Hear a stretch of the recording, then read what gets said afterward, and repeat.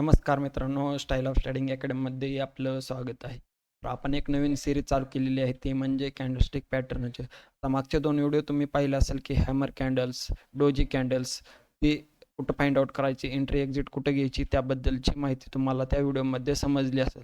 तर आजच्या व्हिडिओमध्ये आपण समजून घेणार आहोत, की इंगल्फिंग कॅन्डलस्टिक पॅटर्न म्हणजे काय?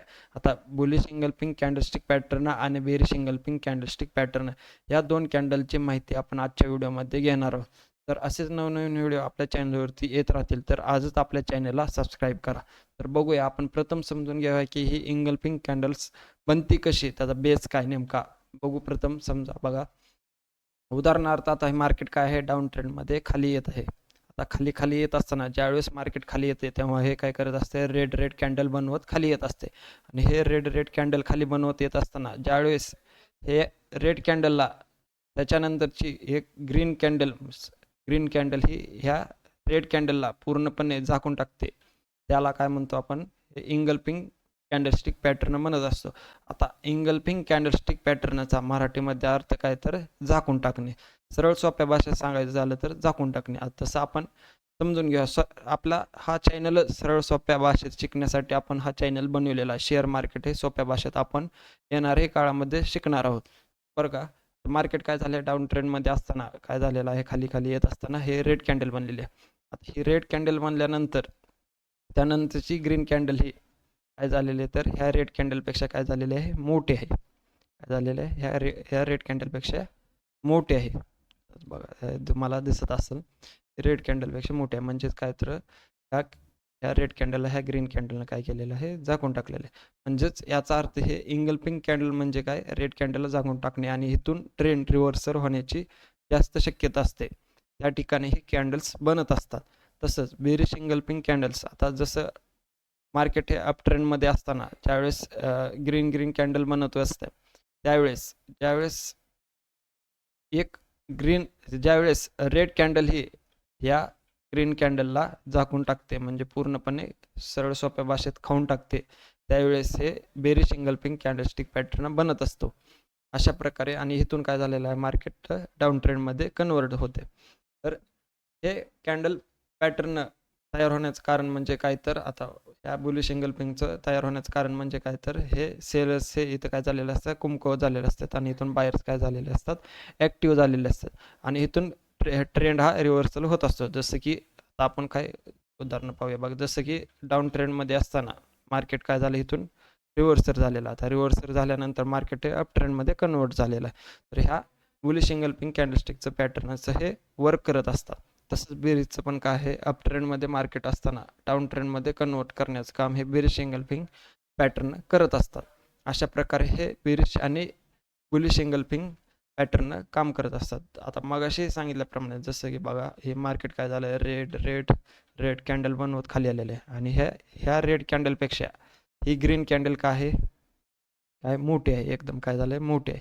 इथून काय झालं, इथून काय झालं, मार्केट हे अप ट्रेंडमध्ये कन्वर्ट झाले. तसंच याचं काय झालेलं आहे, ग्रीन ग्रीन आणि ह्या ग्रीनपेक्षा ही रेड कॅन्डल काय आहे, मोठी आहे. आता ही मोठी आहे म्हणजे काय, ह्या ग्रीन कॅन्डलला पूर्णपणे झाकून टाकलेलं आणि इथून काय झालं आहे, मार्केट रिव्हर्सर झालेलं आहे आणि इथून काय झालं आहे, डाऊन ट्रेंड चालू झालेला आहे. आता हे इंगल्फिंग बघा, जसं की मगाशी सांगितल्याप्रमाणे हे काय करत असते, हे ग्रीन कॅन्डल रेड कॅन्डलला काय करते, तर झाकून टाकत असते. आता आपण थेरी पाहूया बघा.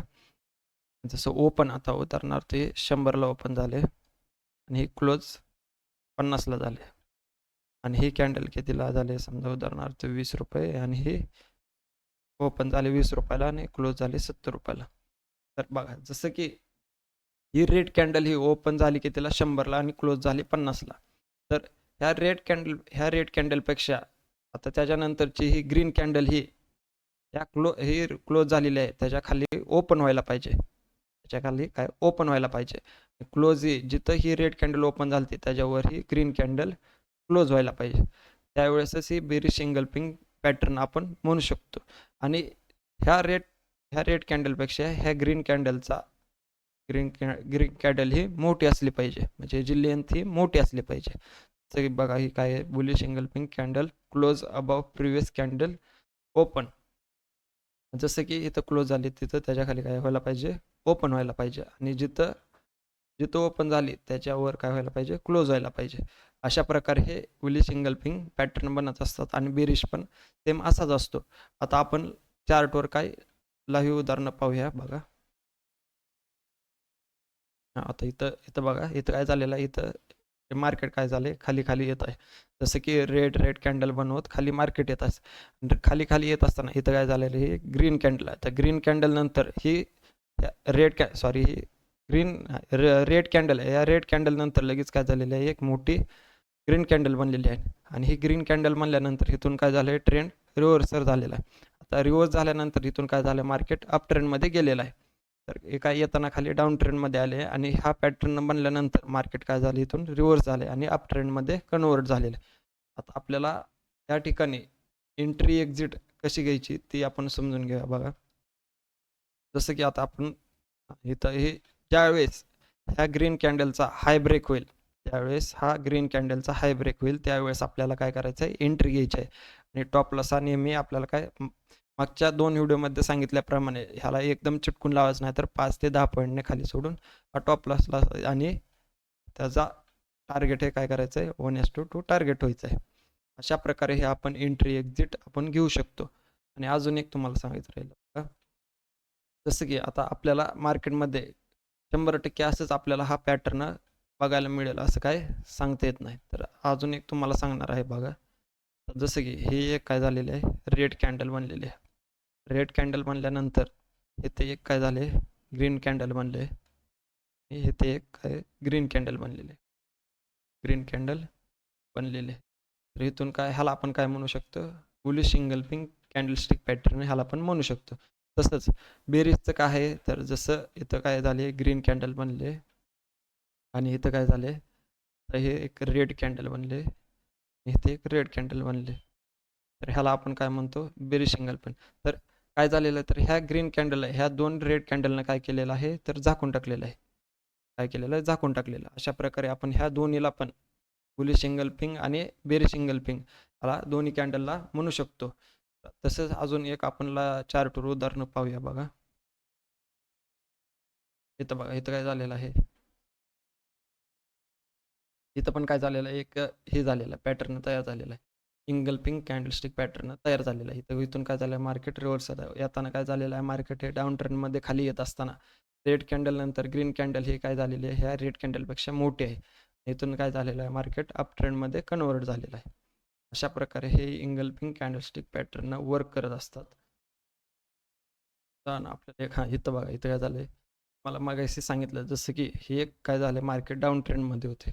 तर डाऊन ट्रेंडमध्ये असताना आपल्याला 100% इंगल्फिंग कॅन्डल्स मिळतील असं काय नसतं. जसं की आता हे काय झालं, एक रेड कॅन्डल आहे. रेड कॅन्डल नंतर काय आहे, 2 ग्रीन कॅन्डल बनलेले आहेत. ह्या 2 ग्रीन कॅन्डलने ह्या रेड कॅन्डलला काय केलेलं आहे, पूर्णपणे झाकून टाकलेलं आहे. अशा प्रकारे आपण हे फाइंड आउट करू शकतो आणि इथं पण एंट्री घेऊ शकतो. प्लस आपल्याला काय करायचं आहे, या सेकंड ग्रीन कॅन्डलच्या 5 ते 10 पॉईंटने खाली लावायचं आहे आणि टार्गेट हे काय करायचं आहे, 1:2 टार्गेट व्हायचं आहे. अशा प्रकारे हे आपण या कॅन्डलला पण एंट्री एक्झिट घेऊ शकतो. आता आपल्याला हे कॅन्डल्स कुठं फाइंड आउट करायचे, जसं की previous day high, previous day low, weekly high, weekly low, support, resistance, pivot point, या ठिकाणी हे आपल्याला फाइंड आउट करायचं आणि एंट्री एक्झिट घ्यायची आहे. तर तुम्हाला या व्हिडिओमध्ये समजलं असेल की इंगल्फिंग कॅन्डलस्टिक पॅटर्न वापरून आपल्याला मार्केटमध्ये एंट्री एक्झिट कशी घ्यायची ते पण समजलं असेल. तर व्हिडिओ आवडल्यास लाईक करा, चॅनलला सबस्क्राईब करा. धन्यवाद. थँक्यू.